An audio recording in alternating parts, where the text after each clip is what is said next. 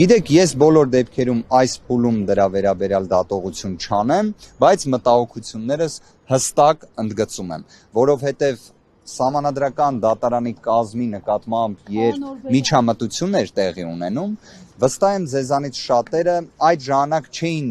պատկերացնում, որ գալու է 2026 թվականը հունիսի 7-ը եւ Սահմանադրական դատարանի որոշումը ինչ աստիճան էական նշանակություն է ունենալու ընդհանրապես հանրության կողմից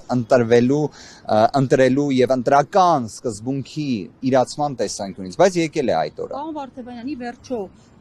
Փաշինյանին, նրա ուժին չընտրած քաղաքացիները ինչ ակնկալեն Սահմանադրական դատարանից, այդ Սահմանադրական դատարանը նաև նրանց սահմանադրական իրավունքները չպիտի պաշտպանի։ Ի վերջո արձանագրենք մեկ հստակ փաստ, սիրելի հայրենակիցներ, հարգելի գործընկերներ, քաղաքացիական պայմանագիրը չի հաղթել այս ընտրություններում։ Ի վերջո, եթե իրենց պատկերացմամբ ժամանակակից եվրոպական, դեմոկրատական չափանիշը նա է, որ ձայների փոշիացման շնորհիվ իշխանություն ձևավորելը ըստ ԿԸՀ-ի արձանագրության դա բավարար է հաղթանակ արձանագրելու համար, քավ լիցի, թող դա լինի իրենց կարծիքը։ Սահմանադրական դատարանը ունի մեկ առաքելություն՝ արձագանքելու եւ արձանագրելու այն զանգվածային եւ կազմակերպված բնույթ կրող ընտրախախտումների փաստը, որը իսկապես ակնհայտ է բոլորի աչքի առջև է եղել թե ատելության խոսքը, թե վարչական ռեսուրսի չարաշահումը, թե ընդհանրապես կենտրոնական ընտրական հանձնաժողովի անկախության իսպառ դեֆիցիտը։ Պատկերացրեք, մենք խոսում ենք ընտրական գործընթացի երկու կարևորագույն մարմինների մասին, մեկը կենտրոնական ընտրական հանձնաժողով, մյուսը Սահմանադրական դատարան, երկուսն է անկախության լրջագույն խնդիրներ ունեն, լրջագույն։ Ի վերջո հաշվի առեք, Սահմանադրական դատարանի դատավոր է անձ, ով մինչև վերջերս եղել է առանցքային բնույթի ներկայացուցիչ քաղաքացիական պայմանագիր կուսակցության, նույնիսկ մասնակցության անհնարինության որոշման տեսանկյունից էլ։ Դուք իրավիճակը եւ մթնոլորտը գնահատեք։ Համանման իրավիճակ էլ կենտրոնական ընտրական հանձնաժողովի դեպքում եւս առկա է։ Պարոն Վարդեվանյան, մյուս անդամների հետ վերաբերյալ վերապահումներ ունեք։ Առնվազն երկու Սահմանադրական դատարանի դատավորի վերաբերյալ որոշակի վերապահում ունենք, նաև դա կներկայացնենք նիստի ընթացքում։ Սաֆարյանից բացի եւս որ։ Նիստի ընթացքում կներկայացնենք։ Պարոն Վարդեվանյան, նաև ամփոփելով հասարակության համար, որպեսզի պարզ լինի, մինչև ընտրություններից հետո իշխանությունները աղաղակում էին ընտրակերտիկների մասին, ընտրակաշառքների մասին, ասում էին, որ իրենց թվերներն են միայն օրգանիկ, փաստացի ընդդիմության թվերներն օրգանիկ չեն։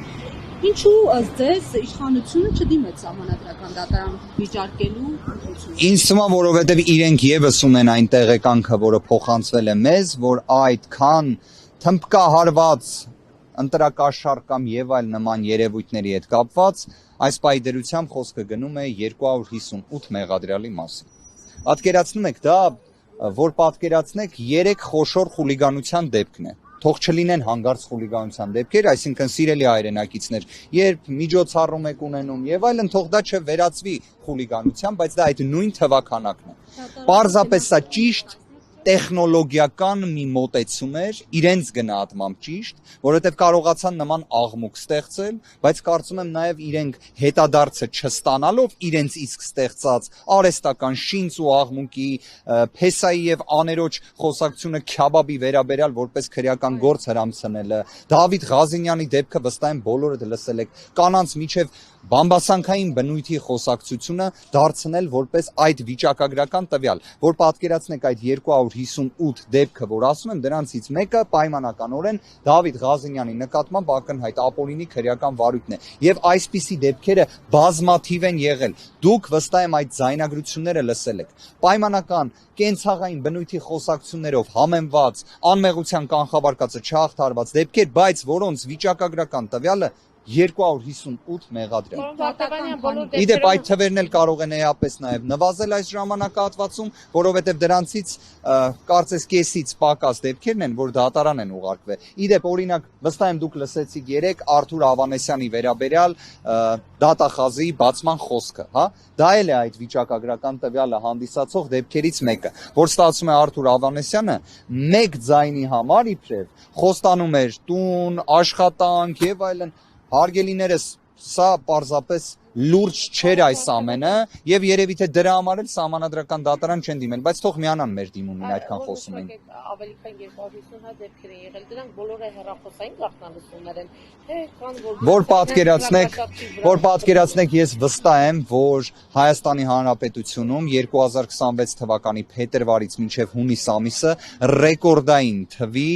գաղտնալսումներ են իրականացվել, ռեկորդային թվի օպերատիվ հետախուզական միջոցառումներ են իրականացվել, այսինքն մենք խոսում ենք տասնյակ հազարավոր նման օպերատիվ հետախուզական միջոցառումների մասին։ Եվ չնայած դրան, կրկին հիշեցնեմ 258 դեպք, որտեղ մեղադրանք է ներկայացվել, իդեպ ձեր հարցին էլ հենց պատասխանելով նման իրավիճակ ձեր նկարագրած ես չեմ լսել, չեմ տեսել։